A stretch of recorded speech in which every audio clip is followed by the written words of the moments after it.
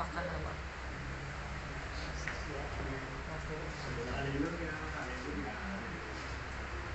Sumayin niyo ang aking pag-ibig. Sumayin niyo ang aking pagmamahal. Aking mga anak. Ang inyong Ama ay nalulugod sa mga oras na ito.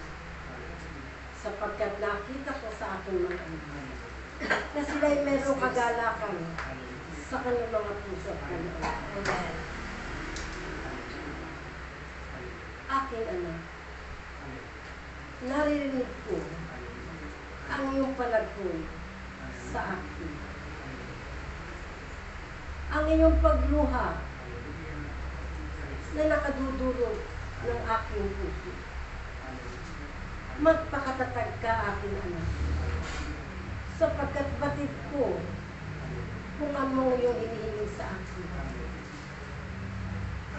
Magpatuloy ka lang. Sapagkat nalalaman ko, nababasa ko ang laman ng iyong puso.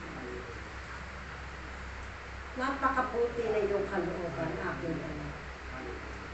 Kaya, ipagkakaloob ko ang iyong kahilingan.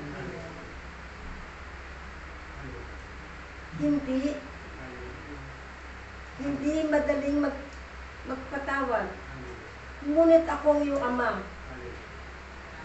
ay Ama ng pagpapatawad. Alam ko sa mga oras na ito ay nais mo ibulalas ang iyong salakubin. Ang iyong espiritu at ang aking espiritu ay iisa. Ang iyong isip at ang aking isip ay nagkakaisa. Kaya nababatid ko, aking anak, ang iyong pinagdadaanan. Manalig ka lang, sumampalataya, at magtiwala sa akin. Sapagkat walang hindi mga bagay na hindi ko kayang gawin. Tingin mo sa akin ang iyong ibig, aking anak, sapagkat sa iyong pagdarasal sa akin, sa iyong pagluha, ay nadudulog ang aking puso, aking anak. Magpakatatag ka lamang at gampanan mo ang tungkulin mo sa akin at ipagkakaloob ko ang iyong hinihiling sa akin.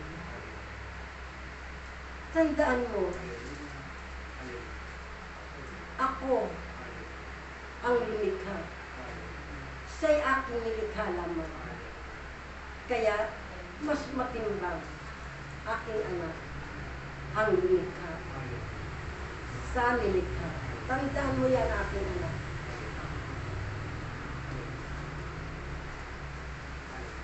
Ipagkakaloob ko sa iyo, sapagkat wala kang hinihingi sa akin, kundi mabigyan ng kaliwanagan.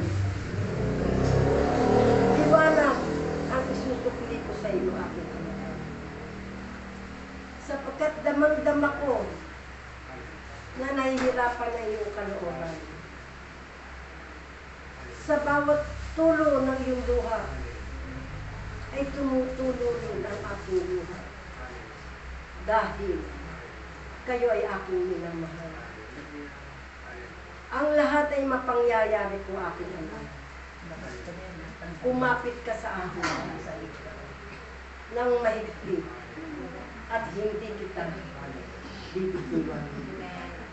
Sasamahan kita, aking anak, sa lahat ng oras, sapagkat ikaw ay aking minamahal.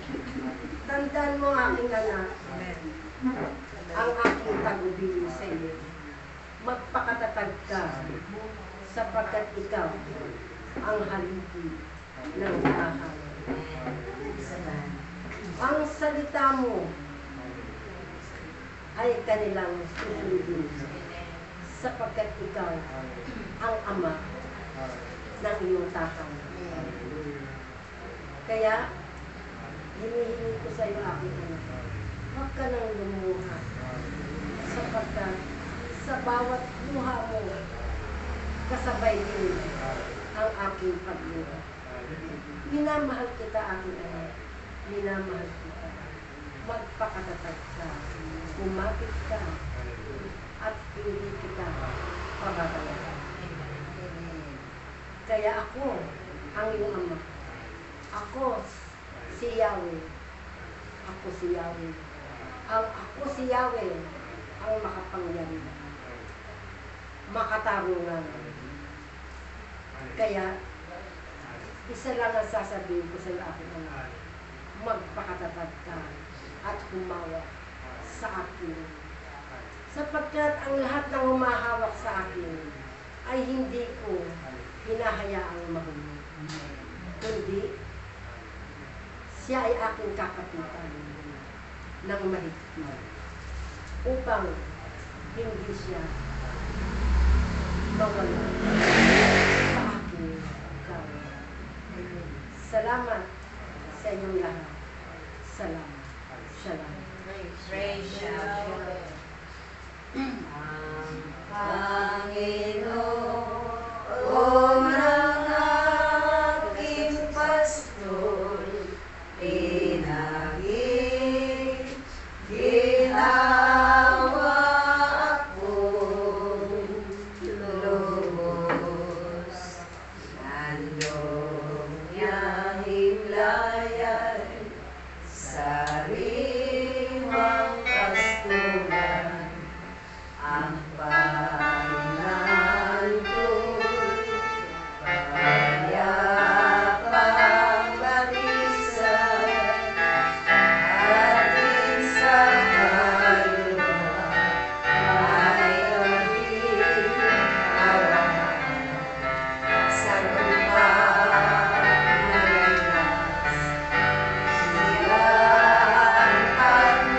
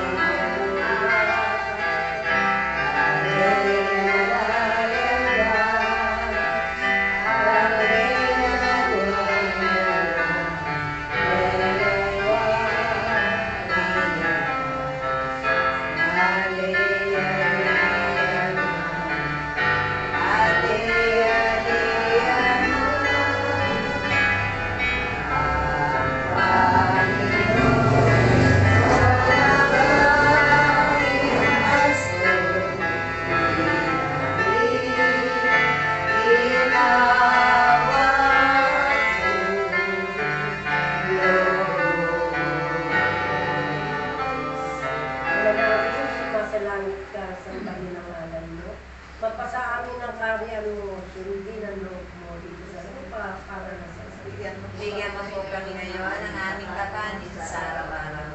At patawarin mo kami sa aming mga sala, para na ang pagpapalaban namin sa nagkakasala sa amin. At huwag mo kami tulog sa tukso. At iadya mo kami sa lahat ng masama. Amen. Ave Maria, napupuno ka ng grasya. Ang Panginoong Diyos ay sumasa iyo. Bukod ka pinagpala sa babae na, at pinagpala ka naman yung anak na si Jesus. Santa Maria, Ina ng Diyos, manalangin mo kaming makasalanan, ngayon at kung kami mamatay. Amen. Sabay-sabay po natin maratiin ang Panginoong Diyos na buhay. Walang sa Ama, sa Anak, at sa Espiritu Santo, kapara ng sa unang ngayon, magpakailanman, magpasa walang hanggan, siya naman. Sa ngalan ng mga anak.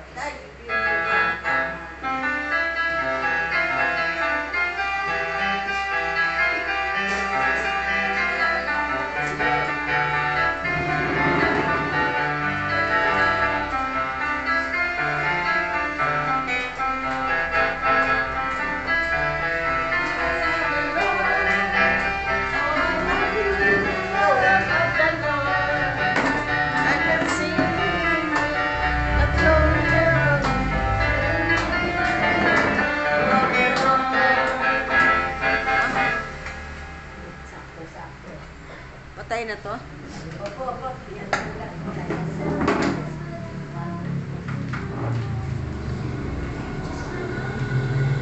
Pinatay na ito?